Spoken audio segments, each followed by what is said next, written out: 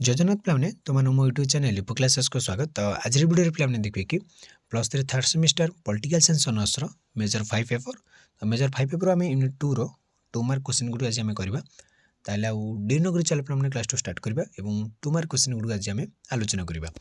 ताले देखो पे तो देखिए 2 नंबर विशिष्ट प्रश्न जैकि रही आमर तार कौन बहुत इंपोर्टाट पे 2 नंबर विशिष्ट प्रश्न गुड़ कारण ये गोटे 1 मार्क कि सर्ट टाइप क्वेश्चन आसीपे जैकि मुझे माने 1 मार्क और 2 मार्क ये दीदी रही था। देख उपनिवेशवादी आदर्श कौन प्रथम क्वेश्चन आसला।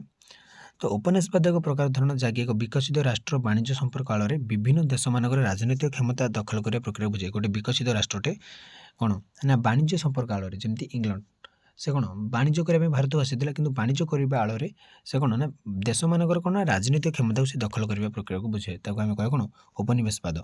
तो उपनिवेशवाद चरम स्तर होची साम्राज्यवाद।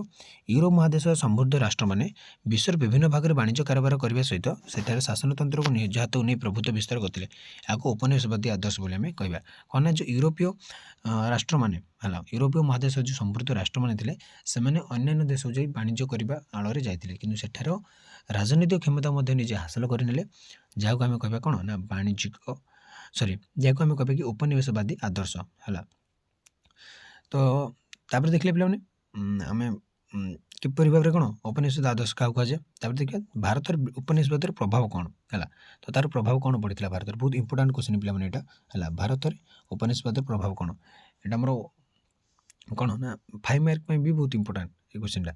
ब्रिटिशर मैंने ईस्ट इंडिया कंपनी गठन कर भारत में वाणिज्य व्यवसाय करने आसी धीरे धीरे राजनीतिक क्षमता दखल करते कौन ना पे तो ये जो ब्रिटिशर मैंने आसते से ईस्ट इंडिया कंपनी गठन कले ईस्ट इंडिया कंपनी गठन कर भारत में वाणिज्य व्यवसाय करने आसते कि धीरे धीरे राजनीतिक क्षमता दखल कले भारतीय संस्कृति पाश्चात्य संस्कृति प्रसार करते विभाजन करते शासन नीति प्रयोग कर समाज को विभेदीकरण करते आम समाज को अलग अलग करते भाग भाग करते भारतीय जनसाधारण को शोषण करने और दमनमूलक नीति प्रयोग कर दीर्घ 200 वर्ष शासन कर उपनिवेशवाद प्रभाव फल आलोचना कराए। जदि आम देखा उपनिवेशवाद प्रभाव कौन ना से आम कौन भारतीय संस्कृति पाश्चात्य संस्कृति को मिसाई देले विभाजन और शासन नीति प्रयोग कर आम समाज को अलग अलग करदे भारतीय जनसाधारण शोषण कले दमनमूलक नीति है दमनमूलक नीति प्रयोग कर आमको दीर्घ 200 वर्ष शासन करते यहाँ पे कौन ना उपनिवेशवाद प्रभाव। तो 3 नंबर क्वेश्चन देखिए पे उपनिवेशवादी शासन में सभ्य समाजर भूमिका कौन। तो सभ्य समाजर भूमिका गुड़ी आम कौन देखा दीर्घ दिन उपनिवेशवादी शासन विरोध में संग्राम भारतीय मान मध्य सचेतनता जागृत करता। तो जिते से कौन विरोध में माने उपनिवेशवादी शासन विरोध जो लड़ुले तो से भर गोटे सचेतनता जागृत करता।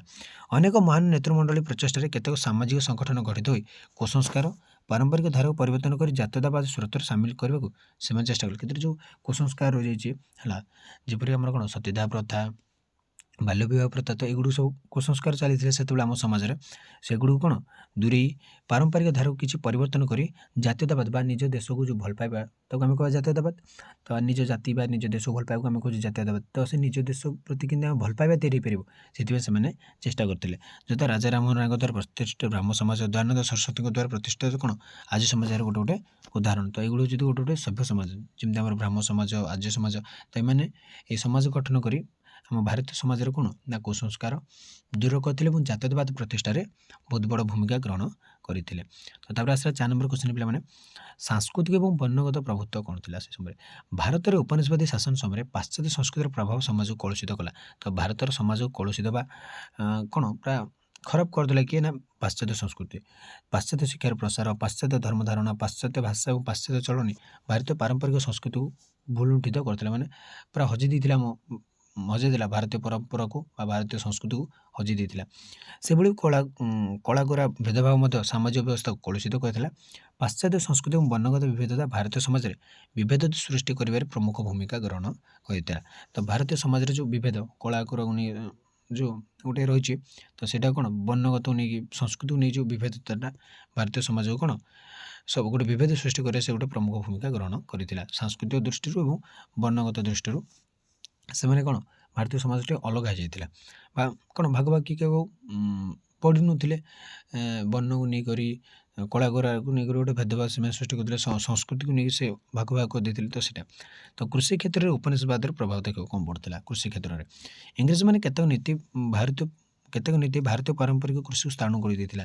ପ୍ରଥମତଃ ଭୂ ରାଜସ୍ୱ ବୃଦ୍ଧି, ଜମିଦାରମାନଙ୍କର କୃଷକମାନଙ୍କୁ ଶୋଷଣ, ଆଧୁନିକ କୃଷି ପ୍ରଣାଳୀ ବିଷୟରେ ଅଜ୍ଞତା, ନୂତନ ଚାଷ ପ୍ରଣାଳୀ ପାଇଁ ଭିତ୍ତିଭୂମି ଅଭାବ ନକାରାତ୍ମକ ପ୍ରଭାବ ପକାଇଥିଲା। ଫଳରେ କୃଷକମାନେ ନିଜର କୌଳିକ ବୃତ୍ତି ହରାଇଥିଲେ। ତ କୃଷକମାନେ ଚାଷ କାମ ମଧ୍ୟ କ'ଣ ଟିକେ ପ୍ରାୟ ଛାଡ଼ିଦେଲେ। କ'ଣ ପାଇଁ? ଦେଖ, ରାଜସ୍ୱ ବୃଦ୍ଧି କରିଥିଲେ ହେଲା, ଲୋକମାନେ ଆଉ ଚାଷ କରିବେ କ'ଣ ପାଇଁ? ଏତେ ରାଜସ୍ୱ ଦେବେ କ'ଣ ପାଇଁ? ଜମିଦାରମାନେ କୃଷକମାନଙ୍କୁ ଶୋଷଣ କଲେ। ଆଧୁନିକ କୃଷି ପ୍ରଣାଳୀ ଆସିଲେ ଯେତେବେଳେ କ'ଣ, ଲୋକମାନେ ତ ଆମର ତ କ'ଣ ଆମ ପରମ୍ପରା ଅନୁଯାୟୀ ବା ଆମର ଯେତେବେଳେ ପ୍ରାଚୀନ ପରମ୍ପରା ନେଇ ଆମର କୃଷି କାର୍ଯ୍ୟ ଚାଲିଥିଲା, କିନ୍ତୁ ଯେତେବେଳେ ଆଧୁନିକ କୃଷି ପ୍ରଣାଳୀ ଆସିଲା ଲୋକମାନେ ସେ ବିଷୟରେ କିଛି ଜାଣିପାରିଲେ ନାହିଁ। ଯାହାଫଳରେ ଭିତ୍ତିଭୂମିର ଅଭାବ ଦେଖାଥିଲା। ତ ସେଇଟା ଗୋଟେ ନକାରାତ୍ମକ ପ୍ରଭାବ ପକାଇଥିଲା। ଯାହାଫଳରେ କ'ଣ, କୃଷକମାନେ ନିଜର କୌଳିକ ବୃତ୍ତିକୁ ହରାଇ ଦେଲେ। ଝୋଟ ଚାଷ, ନୀଳ ଚାଷ ବା ଚା କଫି ଚାଷକୁ ପ୍ରାଥମିକତା ଦେଇ ଇଂରେଜମାନେ ଭାରତରେ ପାରମ୍ପରିକ ଧାନ ଚାଷ, ଗହମ, ମାଣ୍ଡିଆ, ବାଜରା ଚାଷକୁ ନଷ୍ଟ କରିଦେଲେ। ସେମାନେ କ'ଣ କଲେ, ଚାହା ଚାଷ କରିବା ପାଇଁ, ଝୋଟ ଚାଷ କରିବା ପାଇଁ ହେଲା, ନୀଳ ଚାଷ କରିବା ପାଇଁ ସେମାନେ ଯେତେବେଳେ ପ୍ରାଥମିକତା ଦେଲେ, ତ ଭାରତରେ ଯେଉଁ ପାରମ୍ପରିକ ଧାନ ଚାଷ ଥିଲା ବା ଗହମ, ମାଣ୍ଡିଆ ଏଗୁଡ଼ିକ ଥିଲା, ଏଗୁଡ଼ିକ କ'ଣ ଚାଷକୁ ନଷ୍ଟ କରିଦେଲେ। କାରଣ ଏଗୁଡ଼ିକ ଆଉ କିଏ କିଣିଲେ ନାହିଁ ବା ଏଗୁଡ଼ିକ ଆଉ ଜମାରୁ ଇଂରେଜମାନେ ଦେଖିଲେ ନାହିଁ। ତ ସେମାନେ ଇଂରେଜମାନେ କ'ଣ ବାଧ୍ୟ କଲେ ନୀଳ ଚାଷ କରିବା ବା ଏଗୁଡ଼ିକରେ ଅଧିକ କର ଆଦାୟ କଲେ। ଯାହାଫଳରେ କ'ଣ ଏଗୁଡ଼ିକ ବନ୍ଦ ହୋଇଗଲା। ତ ଚିରସ୍ଥାୟୀ ବନ୍ଦୋବସ୍ତ କ'ଣ? 1793 ମସିହାରେ ତତ୍କାଳୀନ ବ୍ରିଟିଶ ଲର୍ଡ଼ କର୍ଣ୍ଣୱାଲିସ୍ ଚିରସ୍ଥାୟୀ ବନ୍ଦୋବସ୍ତ ଆଇନ କାର୍ଯ୍ୟକାରୀ କରିଥିଲେ। ତ ଚିରସ୍ଥାୟୀ ବନ୍ଦୋବସ୍ତ କିଏ? ନା ଲର୍ଡ଼ କର୍ଣ୍ଣୱାଲିସ୍। ଏଥିରେ କେତେକ ତ୍ରୁଟି ବିଚ୍ୟୁତି ଭାରତୀୟ କୃଷକଙ୍କୁ ହତାଶ କରିଥିଲେ। ମାନେ ଏଠି ବହୁତ ଗୁଡ଼ିଏ ଭୁଲଭାଲ ଥିଲେ, ଯାହାଫଳରେ କ'ଣ ଭାରତୀୟ କୃଷକମାନେ ବହୁତ ହତାଶ ହୋଇଥିଲେ। ଜମିର ମାଲିକାନା ସତ୍ତ୍ୱେ ଜମିଦାରମାନଙ୍କୁ ପ୍ରଦାନ, ରାଜସ୍ୱ ଆଦାୟ କ୍ଷମତା ପ୍ରଦାନ, ସୂର୍ଯ୍ୟାସ୍ତ ନିୟମ, ଜମିଦାରଙ୍କ କ୍ଷମତା ବୃଦ୍ଧି ଫଳରେ କୃଷକମାନେ ଶୋଷଣର ଶିକାର ହେଉଥିଲେ। ପିଲାମାନେ ବହୁତ ଶୋଷଣର ଶିକାର ହେଉଥିଲେ ହେଲା। ତ ଜମିଦାରଙ୍କୁ ଯେଉଁ କ୍ଷମତାକୁ ଅଧିକ ଦିଆଗଲା, ସୂର୍ଯ୍ୟାସ୍ତ ନିୟମ ଗୋଟେ ପ୍ରଣୟନ କରାଗଲା, ରାଜସ୍ୱ ଆଦାୟ କ୍ଷମତାଟା ମଧ୍ୟ ଜମିଦାରଙ୍କୁ ଦିଆଗଲା। ଯାହାଫଳରେ କ'ଣ ଜମିଦାରମାନେ କୃଷକମାନଙ୍କୁ ମାନେ କ'ଣ ବହୁତ ଶୋଷଣ କରୁଥିଲେ। କାରଣ ଦେଖ, ସେମାନେ ବି ଭାରତୀୟ, ଆମେମାନେ ମଧ୍ୟ ଭାରତୀୟ, କୃଷକମାନେ ଭାରତୀୟ, ଜମିଦାର ମାନେ ମଧ୍ୟ ଭାରତୀୟ, କିନ୍ତୁ ସେମାନେ ଭାରତୀୟମାନେ ହେଇକି ମଧ୍ୟ କୃଷକମାନଙ୍କୁ କ'ଣ ବହୁତ ଅତ୍ୟାଚାର କରୁଥିଲେ ଇଂରେଜମାନଙ୍କ ସପୋର୍ଟ ନେଇକରି।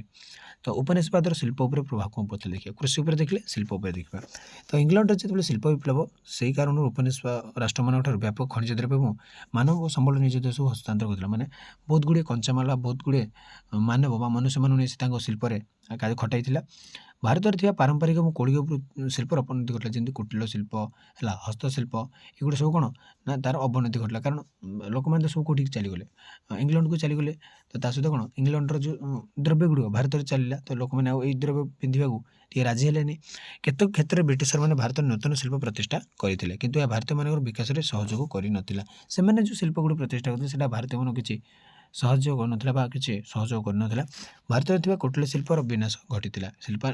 ଶିଳ୍ପାନୁଷ୍ଠାନମାନେ ଶ୍ରମିକମାନଙ୍କୁ ବ୍ୟାପକ ଶୋଷଣ କରାଯାଉଥିଲା। ଯେଉଁ ଶିଳ୍ପାନୁଷ୍ଠାନ ଗୁଡ଼ିକରେ ଲୋକମାନେ କାର୍ଯ୍ୟ କରୁଥିଲେ, ସେଇଠି ମଧ୍ୟ ସେମାନଙ୍କୁ କ'ଣ ଶୋଷଣର ଶିକାର ହେବାକୁ ପଡ଼ୁଥିଲା। ସବୁ ଯୁଆଡ଼େ ଯିବେ ସିଆଡ଼େ ଶୋଷଣ ହେଉଥିଲେ ପିଲାମାନେ।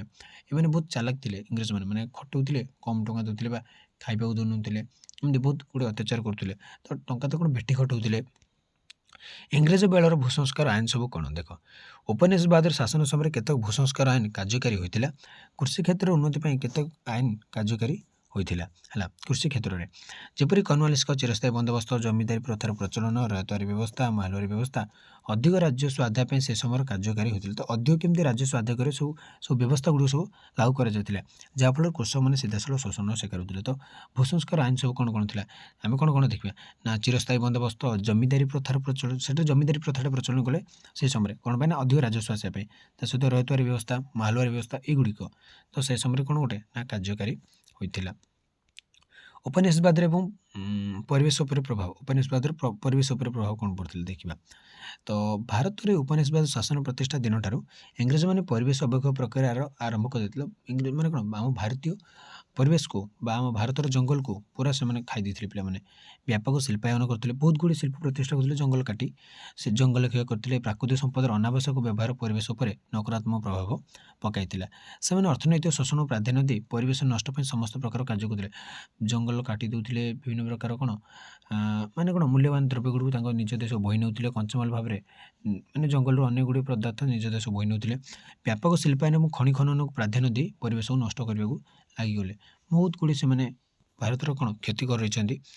ତ ଦେଖିବେ ତାପରେ ସାମ୍ବିଧାନିକତା ଉନ୍ନତିର କାରଣ କ'ଣ? ଦେଖ, उपनिवेशवादी शासन समय धारावाहिक भाव अनेक आईन प्रणयन होता जहाँफल संविधान प्रणयन पर पथ परिष्कार होता मैंने जहाँफल कौन संविधान प्रणयन पर गोटे पथटे गोटे क्लीयर हो गला 1773 मसीह regulating act Pitt's India act 1784 charter act 1853 Bharat सरकार आईन 1858 इंडियन काउंसिल एक्ट 1861 1892 और 1909 और 1919 ये चारोटी हूँ कौन इंडियन काउंसिल एक्ट सहित कैबिनेट मिशन प्रस्ताव भारतीय मान मध्य स्वाधीनता लाभ पर आशा संचार करता यही आईन फल भारतीय मान मन कौन स्वाधीनता पे मैंने आईन गुड़ी मन रखी क्वेश्चन आसूँ संविधान उन्नतिर जो आईन गुड़ी विभिन्न आईन गुड़ी विषय लेख तो दी था मन रखि तो देखिए भारत संविधान चिठा कमिटी क्यों माने सदस्य थे क्यों माने देखा डॉक्टर बी आर आंबेडकर अध्यक्ष भाव में मनोनीत होते कि डॉक्टर बी आर आंबेडकर सहायता करने आलाड़ी कृष्णस नायर एन माधवराव टी कृष्णमाचारी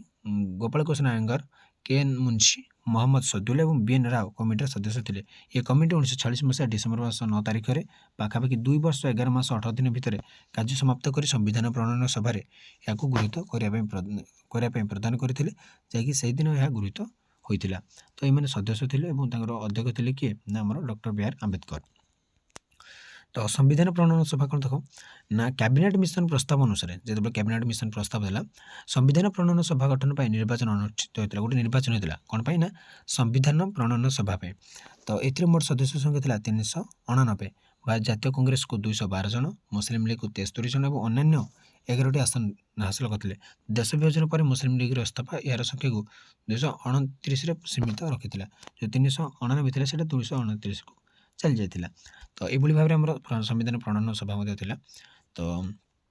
तो देखले पे आमर मेजर 5 यूनिट 2 रो आम 2 मार्क क्वेश्चन गुड़ आलोचना कले तो तापर आम पे 5 मार्क क्वेश्चन गुड़ आलोचना करवा तो रोचे जय जगन्नाथ।